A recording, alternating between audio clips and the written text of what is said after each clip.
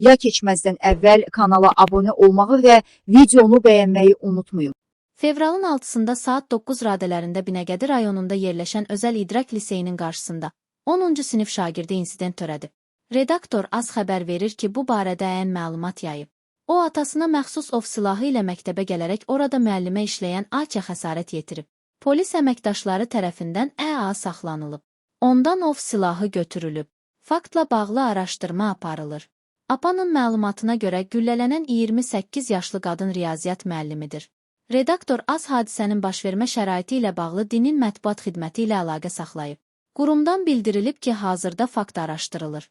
Hadisə ilə bağlı müvafiq araşdırma aparılır. Əlavə məlumatlar dəqiqləşdirildikdən sonra ictimaiyyətə açıqlanacaq. Qafqazinfonun məlumatına əsasən dərhal xəstəxanaya çatdırılan müəllimin vəziyyətinin ağır olduğu bildirilir.